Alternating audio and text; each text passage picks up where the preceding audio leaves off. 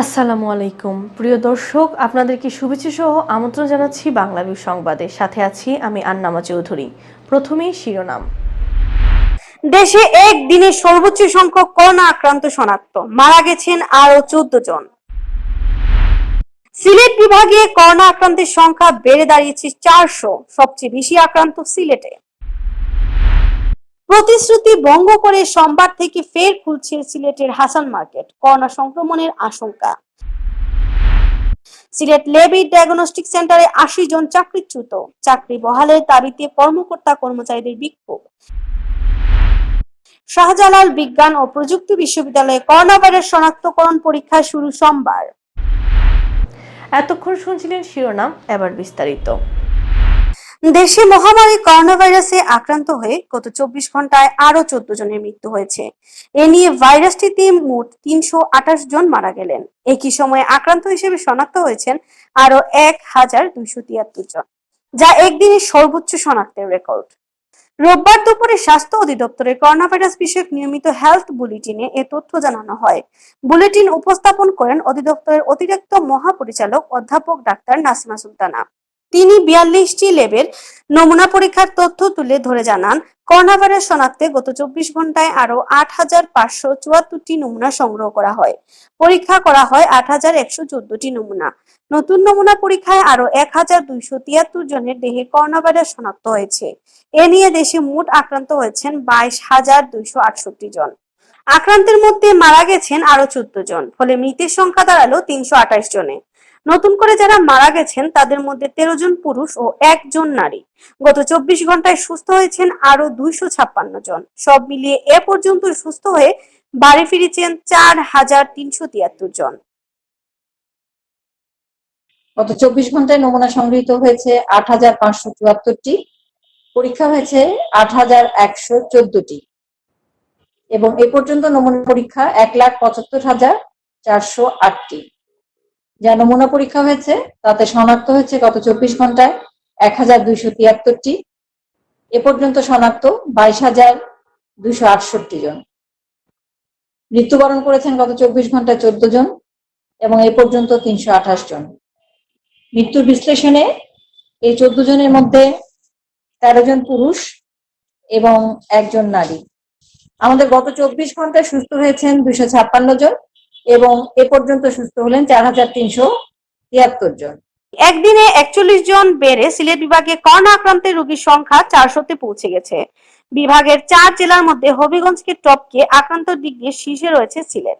শনিবার পর্যন্ত সিলেট বিভাগে আক্রান্তের সংখ্যা ছিল 359 জন। রোববার সকাল 8টা পর্যন্ত সিলেট জেলায় আক্রান্তের সংখ্যা বেড়ে দাঁড়িয়েছে 400 জনে। একদিনে 41 জন বেড়ে যাওয়ায় সিলেট জেলায় আক্রান্তের সংখ্যা 141 জন, সুনামগঞ্জে 69 জন, হবিগঞ্জ জেলায় 129 জন এবং মৌলভীবাজার জেলায় ছিল 61 জন।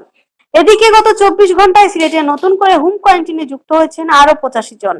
এছাড়া 249 জনকে হোম কোয়ারেন্টিন থেকে মুক্তি দেওয়া হয়েছে। গত 24 ঘন্টায় সিলেট বিভাগে হোম কোয়ারেন্টিনে রাখাদের মধ্যে সিলেটের 50 জন, সুনামগঞ্জের 24 জন, হবিগঞ্জের 2 জন ও মৌলভীবাজারের 9 জন রয়েছেন। আর গত 24 ঘন্টায় আরো 249 জনকে হোম কোয়ারেন্টিন থেকে মুক্তি দেওয়া হয়। এর মধ্যে সিলেটের 105 জন, সুনামগঞ্জের 60 জন, হবিগঞ্জের 78 জন ও মৌলভীবাজারে রয়েছেন 6 জন। সিলেট বিভাগে এখন পর্যন্ত মোট 10,939 জনকে কোয়ারেন্টিনে রাখা হয়েছে। এর মধ্যে ছাড়পত্র পেয়েছেন 9,938 জন। প্রতিশ্রুতি দিয়ে বারবার ভঙ্গ করেছেন সিলেটের হাসান মার্কেটের ব্যবসায়ীরা। 2 দফা বন্ধের পর ফের সোমবার থেকে মার্কেট খোলার সিদ্ধান্ত নিয়েছেন ব্যবসায়ীরা। তাদের এই সিদ্ধান্তে হতবাক হয়েছেন নগরবাসী।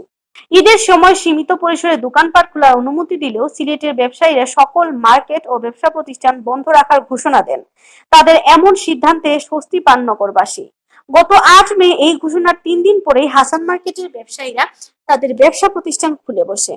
পরে মেয়রের আহ্বানে পুনরায় তারা মার্কেট বন্ধ করেন। ঈদের আগ পর্যন্ত মার্কেট না খোলার প্রতিশ্রুতি দিলেও রোববার সভা করে সোমবার থেকে তারা মার্কেট খোলার ঘোষণা দেন। সরকার ঘোষিত স্বাস্থ্যবিধি মেনেই মার্কেট খোলা রাখা হবে বলে জানিয়েছেন মার্কেটের ব্যবসায়ী সমিতির সভাপতি রইস আলী। সিলেট নগরীর উসমানী মেডিকেল কলেজ হাসপাতালের রোডে অবস্থিত লেবি ডায়াগনস্টিক সেন্টারে 80 জন কর্মকর্তা কর্মচারীকে ছাঁটাই করেছে। করোনা পরিস্থিতির মধ্যে ছাঁটাই করায় রোববার প্রতিষ্ঠানের বিরুদ্ধে বিক্ষোভ করেছেন চাকরিচ্যুতরা। তবে কর্তৃপক্ষের দাবি, করোনার কারণে প্রতিষ্ঠানের কার্যক্রম সীমিত হয়ে পড়ায় কিছু কর্মকর্তা কর্মচারীদের তারা বাধ্যতামূলক ছুটিতে পাঠিয়েছেন।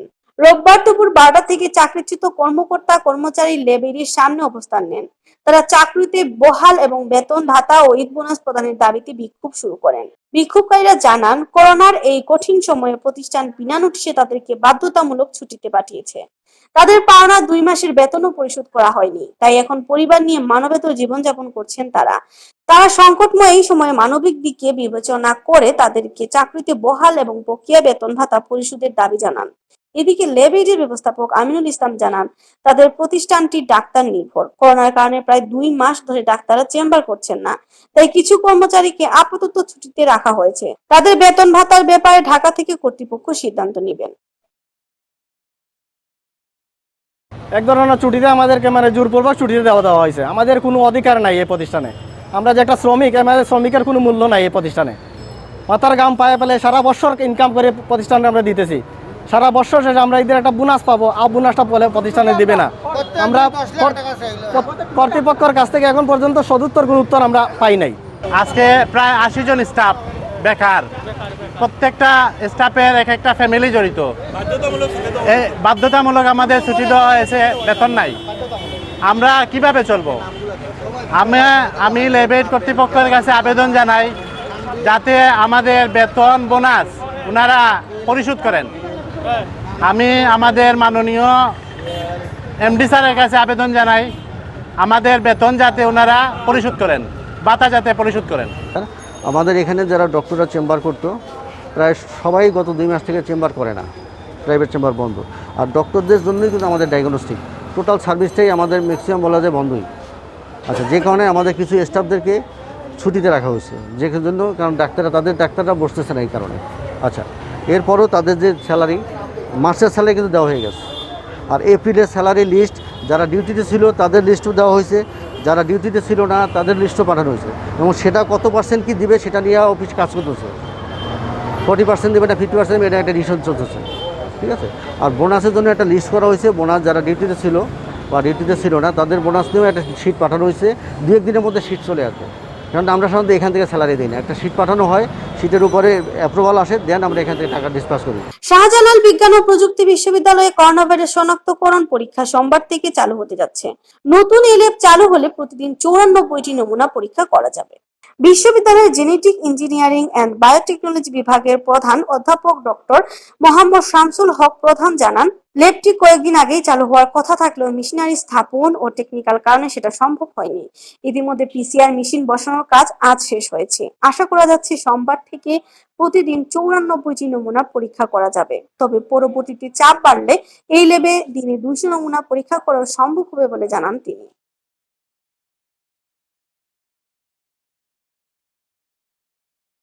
এতক্ষণ শুনছিলেন বাংলা ভিউ সংবাদ। রাত 11টায় প্রচারিত হবে সিলেটের আঞ্চলিক ভাষায় সংবাদ। দেখার আমন্ত্রণ রইল। সাথে থাকার জন্য ধন্যবাদ।